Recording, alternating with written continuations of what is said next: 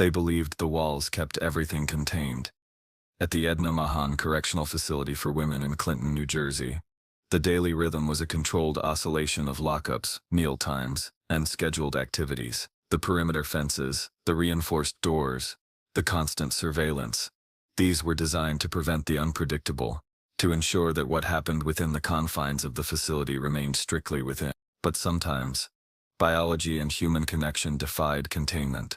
Sometimes, the most profound and unexpected events unfolded unseen, layer by layer, within the precise geometry of a 9 by 11-foot cell shared by two people. In Cell Block C, Unit 2, Cell 2006, resided two inmates whose lives would become inextricably linked in a way the correctional system was never designed for.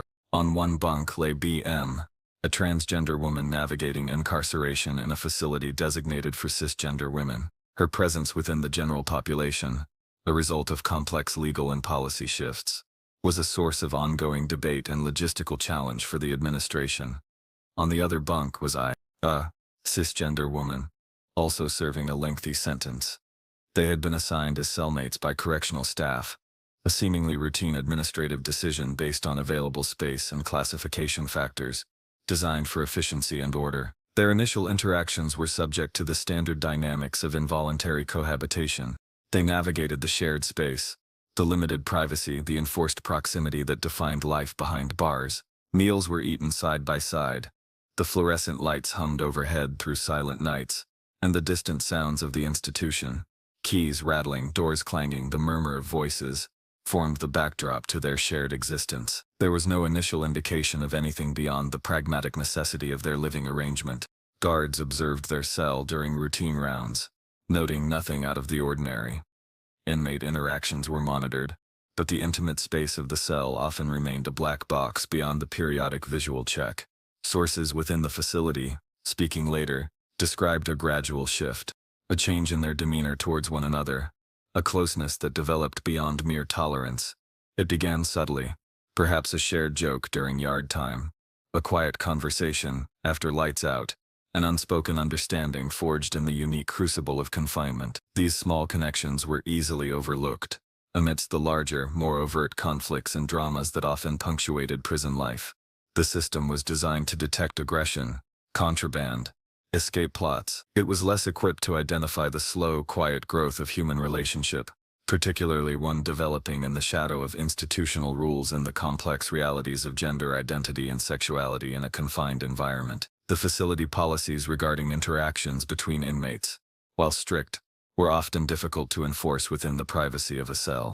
While conjugal visits were not permitted, and intimate contact was officially prohibited, the practical realities of housing individuals together 24 hours a day created opportunities that policy alone could not entirely erase. The close quarters, the shared vulnerability, the lack of external connection, these factors could foster unexpected bonds, sometimes crossing the lines drawn by the institution. The walls kept inmates contained, but they did not necessarily contain emotion, desire, or the unforeseen consequences of human contact.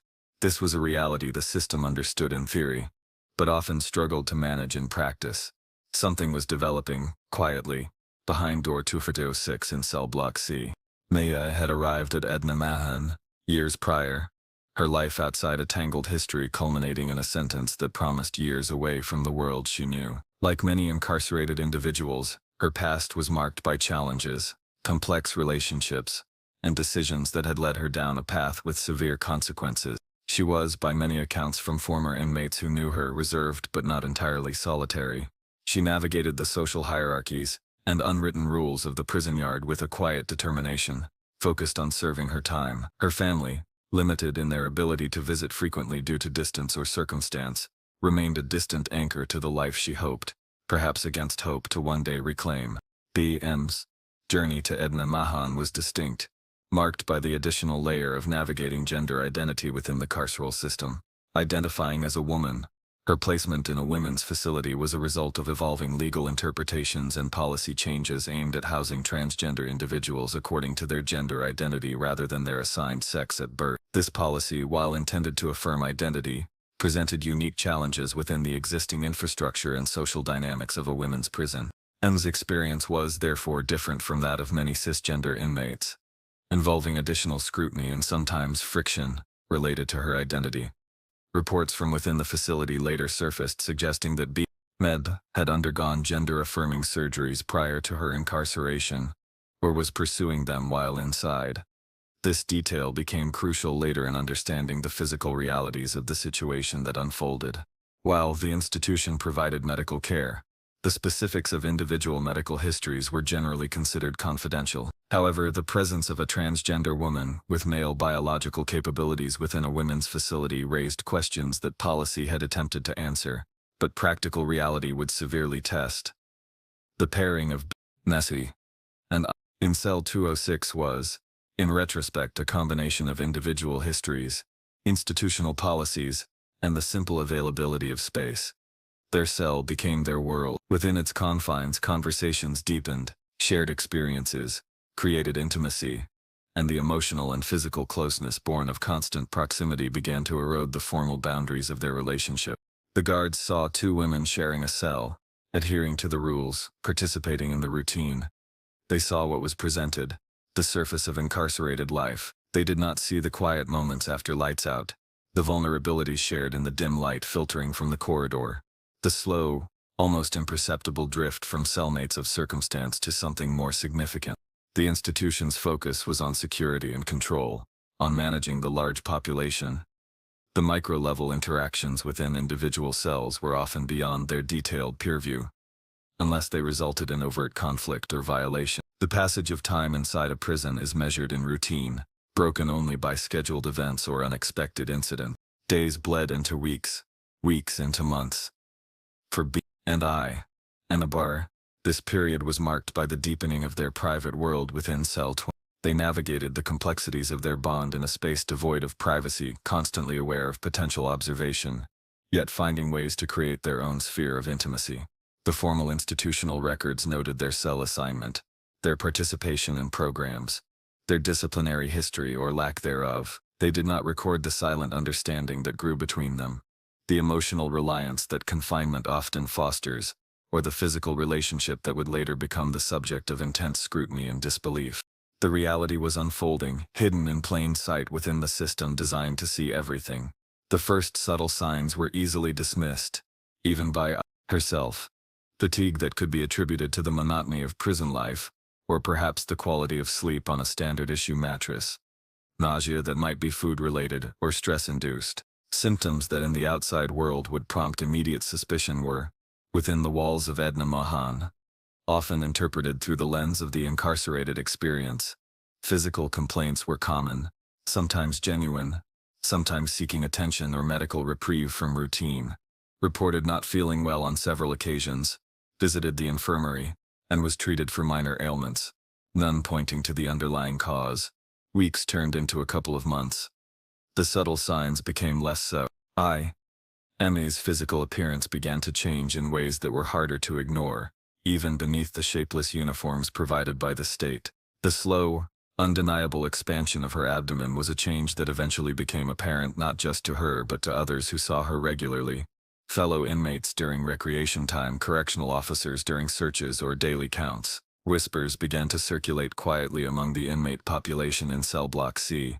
In the close-knit observant world of prison, physical changes were often noted and commented upon, even when the official narrative was slow to catch up. The formal recognition of IM's condition came through the institutional medical system.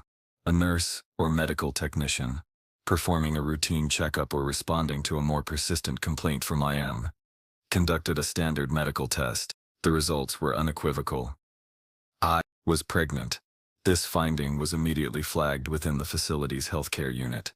A positive pregnancy test within a women's correctional facility, while rare, was not entirely unheard of, usually resulting from conception prior to incarceration or during approved furloughs, if applicable. However, IM had been continuously incarcerated within Edna Mahan for a significant period, without access to the outside world in any way that would explain a pregnancy. The revelation sent immediate ripples through the facility's administration. A cisgender woman, incarcerated within a secure environment, was pregnant. The immediate question, both obvious and deeply problematic for the institution, was how could this have happened? The standard pathways to pregnancy were impossible, given her circumstances. The only plausible explanation, given the biological realities and her confinement, pointed directly inward, to someone within the facility capable of impregnating her, and her cellmate, BM, was biologically male. The quiet, hidden intimacy of Cell 206 was about to be exposed in the most undeniable physical way possible. An internal investigation was launched immediately. Correctional administrators, medical staff, and security personnel began reviewing records, interviewing staff, and speaking to inmates. The focus turned inevitably to BM and the nature of the relationship within Cell.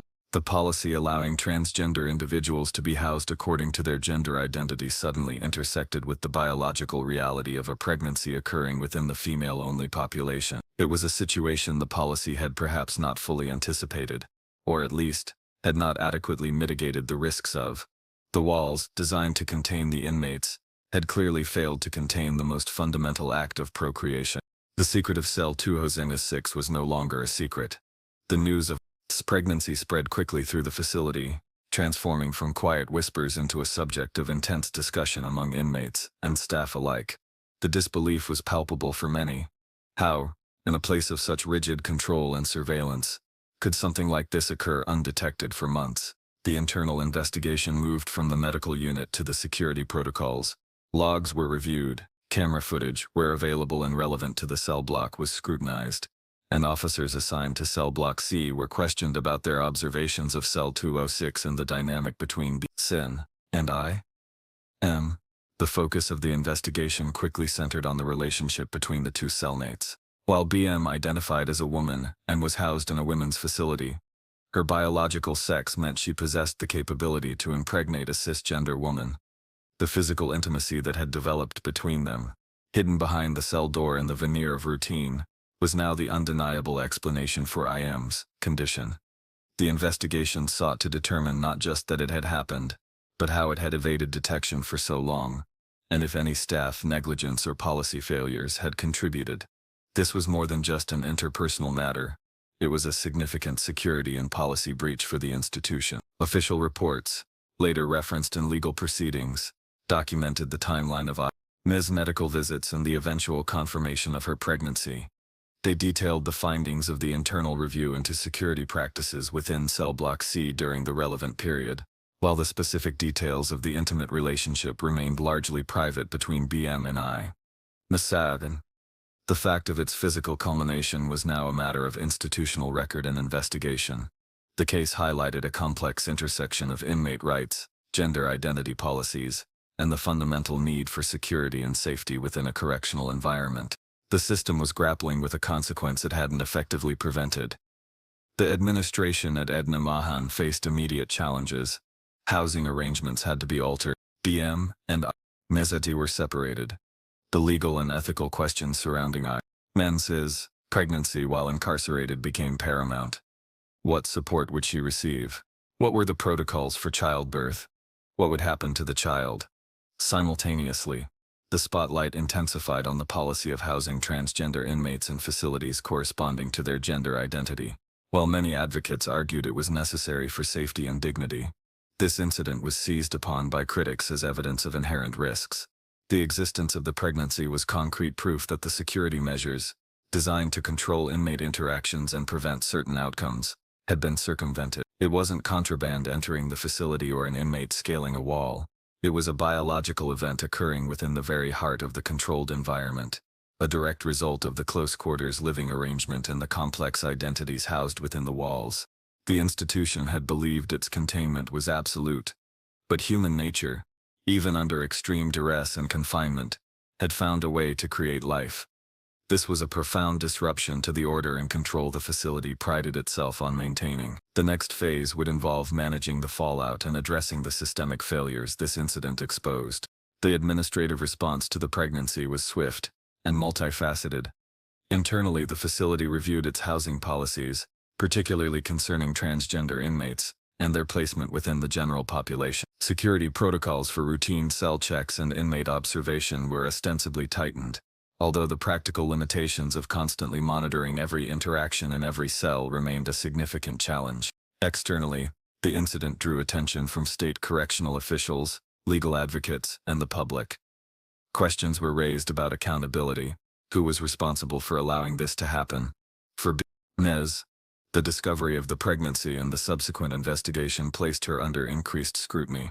Her identity and presence in the women's facility became central to the public discourse surrounding the incident. While inmate medical information is confidential, the biological reality of the situation was undeniable and directly linked to her. She faced potential disciplinary action within the prison system, separate from any criminal charges that might arise from the escape attempt that would later occur. Her relationship with Min, which had been a private matter within the confines of their cell, was now a subject of official inquiry and widespread discussion. For Mezinio, the pregnancy transformed her incarceration experience entirely. Her medical needs changed, requiring regular checkups and specialized care not typically provided within the general prison infirmary. Her status within the inmate population shifted. She was now the subject of intense curiosity, judgment, and perhaps sympathy from her peers. Her future, already uncertain due to her sentence, now included the complex reality of motherhood within the correctional system. Decisions had to be made regarding the birth plan and the custody of the child. Correctional policy typically dictated that children born to incarcerated mothers could not remain in the facility long term, leading to difficult choices about placement with family or in foster care. As the investigation proceeded, and the implications of the pregnancy became clearer, another separate dynamic began to emerge. The increased pressure and scrutiny on Mesed, coupled with the disruption of her relationship with IM, due to their separation, appeared to create a new urgency. Life inside prison is monotonous and controlled, but it can also be volatile, with shifts in circumstances sometimes triggering desperate actions. The knowledge that she had become pregnant, the investigation into how it happened, and the potential consequences seemed to converge, creating a fertile ground for thoughts of escape. Sources familiar with the internal environment described a change in M's demeanor following the revelations. The quiet relationship had become a public scandal within the prison walls, drawing unwanted attention. The separation from I removed the one source of intimacy and connection she had cultivated. The future looked increasingly bleak and complicated. For some inmates, facing overwhelming pressure or the loss of something vital, the impossible act of escape becomes a perceived solution, a desperate gamble against insurmountable odds. The investigation into the pregnancy, intended to understand a past breach, inadvertently became a catalyst for an attempted future one. The plan, as it later emerged through official reports and testimony, was audacious and seemingly ill-conceived, perhaps born more of desperation than strategic planning. Details obtained from the subsequent investigation indicated potential weaknesses in the facility's security. This involved observing guard routines, the structure of the buildings, and the operational procedures for moving inmates within the complex. Prison environments, while designed for security, are vast and complex institutions, and staff are constantly vigilant for signs of planning or unusual behavior. The method chosen reportedly involved scaling a wall and attempting to navigate the secured perimeter. Such attempts at high-security facilities like Edna Mahan are exceedingly rare and fraught with peril. The layered security, including fences, razor wire, motion sensors, and armed perimeter patrols, makes successful escape almost impossible. Yet inmates, driven by various motives, a desire for freedom, desperation over their circumstances, or a fleeting belief in their ability to outwit the system, occasionally make the attempt despite the overwhelming odds. The timing of the escape attempt was particularly notable, occurring several weeks after the full implications of the pregnancy and the resulting investigation had become clear. It suggested a direct correlation between the exposure of the hidden relationship and the decision to make a break for it. The attempted escape was not a random act, but appeared to be a reaction to the altered circumstances and the intense personal and institutional pressure that followed the discovery of the pregnancy. The private world of Cell 206 had not only created life but had also seemingly triggered a fight for freedom. The escape attempt was detected relatively quickly, a testament to the facility's external security measures. Despite the earlier failures in internal control, alarms were triggered as reportedly attempted to breach the perimeter. Correctional officers responded rapidly, initiating lockdown procedures and deploying search teams. The attempt did not progress far beyond the immediate vicinity of the wall she was trying to scale. The complex network of physical barriers and electronic surveillance systems functioned as designed in preventing her exit from the secured grounds.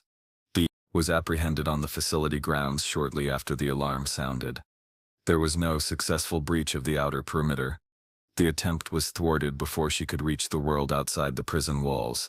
The immediate aftermath involved her securing a full facility lockdown to ensure no other inmates were involved or attempting similar actions, and a thorough sweep of the grounds and buildings. A new, separate investigation was immediately launched. This one focused on the attempted escape itself, how it was planned, what tools, if any, were used, and whether she had received any assistance.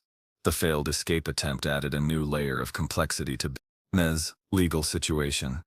Beyond the implications of the pregnancy incident, she now faced significant criminal charges related to attempting to escape a correctional facility.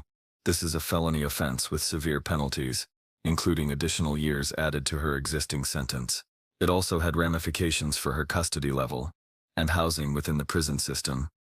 Inmates who attempt escape are typically reclassified to higher security levels and housed in more restrictive environments. The sequence of events, the unexpected pregnancy, the subsequent investigation exposing the hidden relationship, and the desperate escape attempt, created a highly unusual and complex case. It forced a public examination of the realities of housing transgender inmates, the effectiveness of security protocols in women's facilities, and the human dramas that unfold within the prison system. The quiet secret of Cell 26 had erupted into a multifaceted institutional crisis and a public legal saga, with both B and I, and at the center of it, their lives irrevocably altered by events that began in the silence of a shared cell. The legal consequences were only just beginning to unfold. Following the failed escape attempt, the focus shifted to the legal consequences for both B and I, although the charges and proceedings against them took different paths. BM faced new, serious criminal charges directly related to the attempted escape. These charges were prosecuted in the state court system, separate from any internal prison disciplinary actions she might also face. The elements of the crime involved demonstrating her intent to escape and the overt act taken towards achieving that goal. Court documents and later media reports detailed the prosecution's case against Evidence included testimony from correctional officers involved in her apprehension, reports from the internal investigation detailing how the attempt was discovered and thwarted, and potentially, evidence gathered from her cell or communications that suggested planning. Her defense would likely focus on her state of mind or other mitigating factors, although the act itself was difficult to dispute given her apprehension on facility grounds. The case against BM proceeded through the court system. The proceedings were public, drawing significant attention given the unusual circumstances surrounding the preceding events, the pregnancy and the institutional failures it highlighted. While the pregnancy itself was not a criminal act on BM's part, it was the context and catalyst for the escape attempt, and therefore frequently referenced during discussions and reporting on the case. The legal outcome for BM on the escape charge would determine how much additional time she would serve on top of her existing sentence. For the legal complexities revolved primarily around the status of her pregnancy and the child. While she was not charged in relation to the pregnancy itself or the escape attempt, her situation raised profound legal and ethical questions. The state's child welfare system became involved, as is standard practice when a child is born to an incarcerated parent. Decisions regarding custody, parental rights, and the child's placement were made through family court proceedings, which are often confidential but are guided by the principle of the child's best interests. Sources close to I situation indicated the immense emotional burden she carried throughout her pregnancy and the subsequent legal processes concerning her child. The reality of giving birth while incarcerated and facing separation from her newborn was a devastating aspect of her experience. The fact that the father was her cellmate from a women's prison added an extraordinary layer of public and institutional scrutiny to an already deeply personal and painful situation. Her court appearances, when necessary for her original sentence or matters related to the pregnancy child, likely reflected the strain of these circumstances. The legal system, designed to process crimes and determine guilt and punishment, was here also grappling with the biological and human consequences of life within its own structures. The case highlighted the intersection of criminal justice, reproductive rights, and the rights of transgender individuals within correctional facilities. It forced policymakers and legal professionals to confront a scenario that challenged existing norms and procedures. The outcomes of the legal proceedings for both B and I.M. would cement the official record of these extraordinary events and determine their future paths within and beyond the correctional system. The legal process concluded with court rulings that determined the fate of both BM and I.M. on their respective legal matters. In B.M.'s case, facing the charge of attempted escape, the evidence was largely undeniable. She was apprehended on the facility grounds during the attempt. Court records confirmed that she was found guilty of the charge. The sentence she received added a significant period of time to her existing incarceration. This outcome meant she would remain in state custody for substantially longer than her original release date, reinforcing the severity with which the system treats attempts to breach its security. Her custody level and housing within the correctional system were also adjusted to a higher security status, reflecting the perceived escape risk she now posed. For the legal proceedings concerning her child were complex and emotionally taxing. The family court system determined the custody and placement of her newborn child. Given the state's policies regarding children born to incarcerated mothers, the child was not permitted to remain with the in the correctional facility beyond a very brief period immediately following the birth. Court decisions regarding the child's placement prioritized the child's well-being, often leading to custody with family members if suitable, or placement in the foster care system. This outcome, while following standard procedure for incarcerated parents, was a deeply personal loss for I.M., compounding the punitive nature of her original sentence with the pain of separation from her child. The resolution of these legal matters brought a formal end to the specific court cases stemming from the pregnancy and escape attempt. However, the impact of the events reverberated far beyond the courtroom. Within the correctional system, the incident at Edna Mahan led to policy reviews and changes, particularly concerning the housing of transgender inmates. While the debate around gender identity and placement in correctional facilities remained active and contentious, this case became a central example cited by those arguing for changes to current practices, focusing on security and the potential for similar incidents. The facility itself faced scrutiny and criticism for allowing the pregnancy to occur undetected. Internal procedures were reviewed, and accountability measures for staff were examined. While the specifics of any internal disciplinary actions against staff were not made public, the incident highlighted systemic vulnerabilities in maintaining control over inmate interactions in private spaces. It underscored the difficulty of truly containing human behavior and biological realities within the constraints of a prison environment. For Manley, the legal outcomes solidified their fates. BN continued her extended sentence in a higher security setting, her life defined by the walls she had tried to escape. I remained incarcerated, serving her original sentence, forever changed by the experience of pregnancy and childbirth within prison and the wrenching separation from her child. Their shared hidden world within Cell 2006 was now a matter of public record and institutional history, its consequences playing out in the solitary realities of their continued incarceration. The system had processed the events through its legal and administrative channels, but the human cost lingered, contained but not extinguished. The events at Edna Mahan Correctional Facility, beginning with a quiet assignment to Cell 206 and culminating in an unexpected pregnancy and a desperate escape attempt, left an indelible mark. The institution, designed for order and control, was forced to confront the limits of its own containment, particularly in the face of complex human factors like identity, relationship, and the fundamental realities of biology. The incident spurred policy debates across the state and nation regarding the safe and equitable housing of transgender individuals within correctional systems, balancing inmate rights with security concerns. This conversation was often fraught, reflecting deep societal divisions on these issues. The lives of B and IM were irrevocably altered by their shared time in Cell 2. For BM, the attempted escape added years to her sentence and fundamentally changed the conditions of her incarceration, marking her as a high-risk inmate. Her identity, already a factor in her placement, became inextricably linked to the security breach in the public debate it ignited. She continued to serve her time, the physical walls of the prison now accompanied by the added barrier of her escape attempt, and the subsequent legal and institutional consequences. For Ahmed, the experience of pregnancy and childbirth while incarcerated, followed by the mandatory separation from her child, was a profound personal tragedy woven into the fabric of her punishment. The legal system's resolution of her child's custody offered a formal endpoint to that process but could not erase the emotional reality of her loss and the complex feelings surrounding the circumstances of the birth. She continued to serve her original sentence, her path forward shadowed by the unique and painful experience she endured within the prison walls, a constant reminder of the secret that grew undetected in her cell.